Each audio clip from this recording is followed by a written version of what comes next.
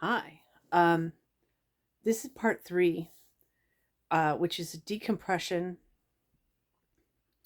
Decompression is a sort of breakdown of a seriously couple-minute conversation that I had with somebody.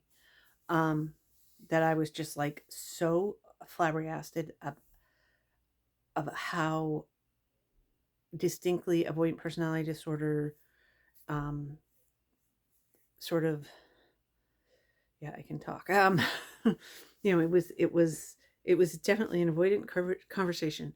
It was absolutely like crystal clear. Like, this is it. This is a conversation of somebody that has avoidant personality disorder describing something that is how they're interacting in the world because of having the personality disorder. Um, anyway, let me get to it. The meat and potatoes of the conversation was this.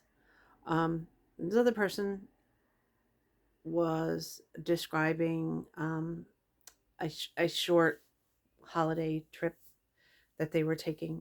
And if you saw my other video, again, we're opposite. I do sort of go out and be in the world type trips and like go to museums and go. And this other person is the complete opposite, which is, go find a field and stay there by themselves.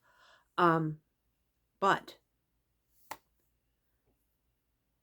what they were saying was that they have this impulse, even going on purpose to get away from people and to not have the stress of people. They still have this impulse to have somebody with them, and they don't even have a specific person in mind. They just think, wouldn't it be nice if they could have somebody there? And it's just this, that is avoidant personality disorder. That's it right there. That's it right there. That is like the one of the most perfectly succinct, real life scenarios explanation of what it's like to have avoidant personality disorder, which is to want to have somebody in your life, but you can't have somebody in your life. And even if you're trying to do self-care by getting away from people, you still wish that you have this longing to have somebody with you. And yeah, it's the exact same thing, is that I plan trips in advance. Actually, it's really wild. The last, I'm thinking about it, like the last few, I brought my son because mostly I'm trying to get my son to try to travel on his own. He has traveled a little bit on his own, but I'm sort of trying to facilitate him to do it because I just think it would be really great for him, um, to have these different experiences. Um, and he has gotten to the point where he could do that on his own if he wanted. But I'm also planning another sort of, sorry, cat. I'm planning a big trip. What I'm trying to do is, you know, it's just like Pokemon. Got to collect them all. Try to knock off another continent. It would be my technically my seventh, and the only one left technically would be Antarctica, which I don't think I'm ever going to go to because really cold, really hard to get there, really, really expensive. Um, yeah, no. I'd rather buy a car than a 5-day trip to Antarctica. Thank you. Anyway, but I am seriously planning another overseas trip, and it's really funny. It's like these things that just pop up at the exact same time.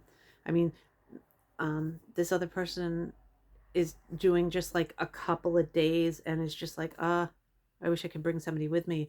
I'm doing significant, starting planning on doing a significant trip. And I'm like, yeah, I should bring my son. I should bring my son. Um, First of all, he's sort of fascinated with the place it looks like I'm going to end up going to, which I've always been resistant to go to, but I think I figured a way to go without um, having the complications that I think would complicate it too much. Anyway, I think I figured a way to doing it, and I'm like, God, come on, come with me, come with me, come with me, and he's resistant. He doesn't want to.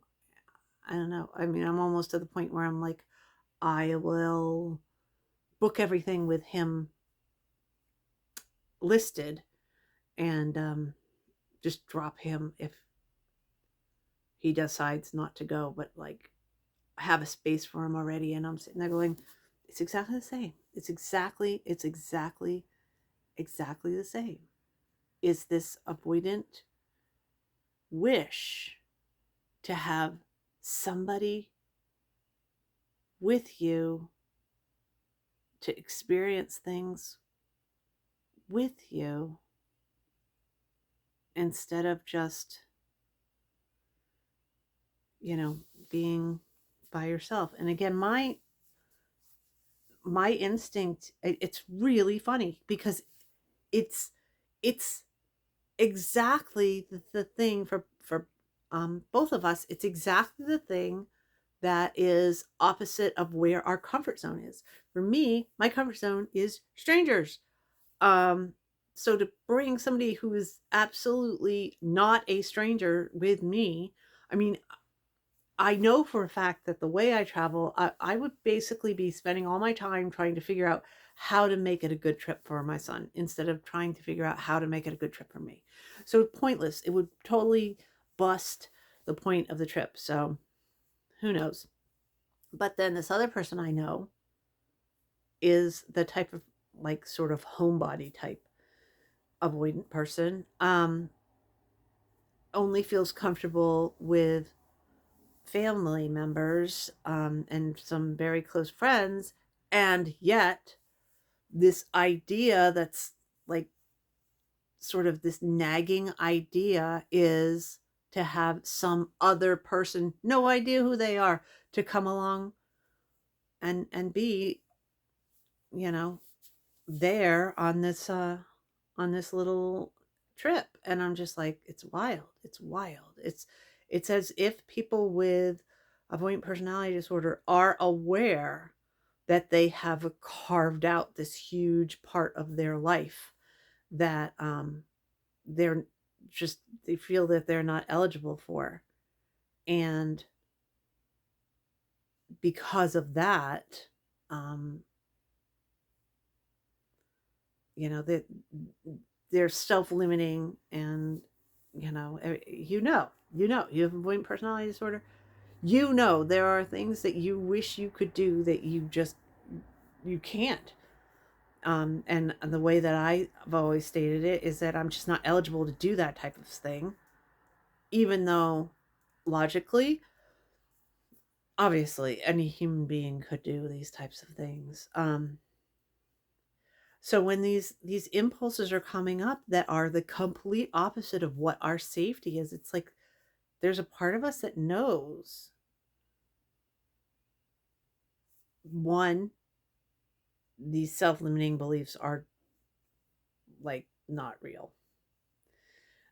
Um and two, that we actually maybe would be mentally healthier if we had these things that we've decided are off limits. I don't know. But again, I mean, it's as far as the purity of it, which is to have a person with us, to be like a buddy and not just somebody that you talk to, not somebody that you're reporting to, but to actually experience something with somebody else, which is not how people with avoidant personality disorder generally interact in the world.